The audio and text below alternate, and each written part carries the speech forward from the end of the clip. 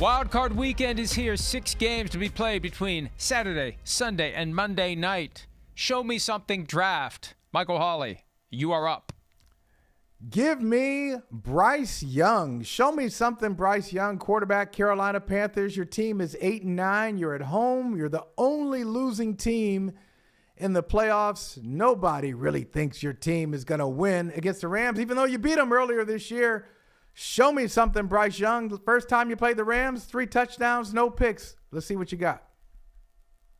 Show me something, Caleb Williams. First playoff game in his career, we have seen brilliance. We have also seen some routine things not work out the way they should. How does he perform when he gets in this moment? Single elimination, win or go home. And the Bears are underdogs as the 2 seed. You know, the Packers are the only team since they changed the format to have the 7th seed to win as number 7. They did it 2 years ago against the Cowboys, but they weren't the favorites in that game. They're the favorites in this game. But the Caleb Williams throws that I saw against the 49ers and elsewhere throughout the season, if that guy shows up, if he's got the cape on, the Bears are going to win this one possibly easily. Yeah, I love it. Some great throws in that game. And really, all season for Caleb Williams. Show me something. We just talked about this guy, Sean McDermott, head coach, Buffalo Bills. Vegas thinks, Mike, that the Bills are going to do something that they haven't done since the early 1990s. That means they think they're going to win a game on the road. They haven't won a game on the road since, I think, 1992.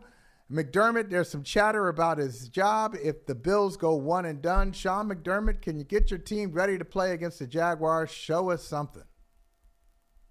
Show me something, Justin Herbert. You know, Drake May is going to be the focal point. He's the MVP finalist. He very well may win it. Justin Herbert is a guy who, when he plays as well as he can on a consistent basis, looks like an MVP candidate. But then you get the lapses, and it may not be on him. He doesn't have a lot of help around him, but at some point, you have to take over. And we've seen Jim Harbaugh kind of like coaxing this badass personality out of him. He needs to show up with an attitude. He needs to show up and stare down Drake May and the Patriots and take that game if the Chargers are going to advance. All right, let's take a break. One more round each for the Wild Card Weekend Show Me Something draft right after this.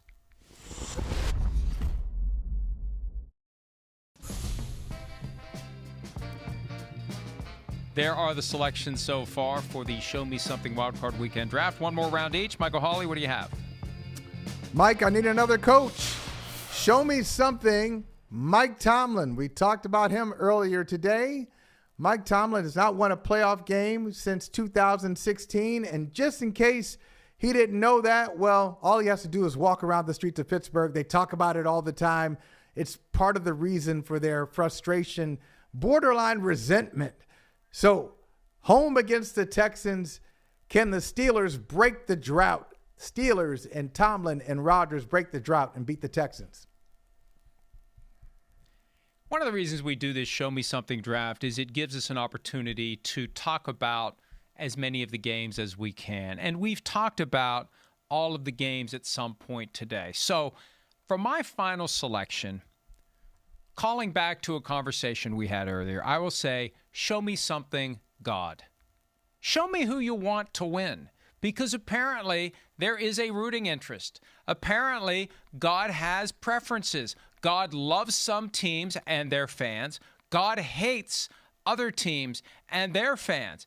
And his will be revealed one game at a time this weekend. We will find out conclusively who God loves out of the 6 teams that win and who God loves out of the 6 teams that lose. Until next week, when some of the teams that he loved enough to let him win this week, he'll change his mind because they're going to lose next week. And obviously my broader point here is, and I can't emphasize this enough, we get football so tied up in this concept of religion. And I think part of it is it's an indirect effort to elevate how important the game is. If God cares, it must be important. Let's understand it for what it is. It's entertainment. It's something that people enjoy watching. It's something that people enjoy following. It is not the end-all, be-all. And it is definitely not something that whoever it is that created us cares about the outcome. And I will take that position until the day I die and find out that I was wrong and get sent to hell because I didn't believe God cares about football, Michael. God loves football.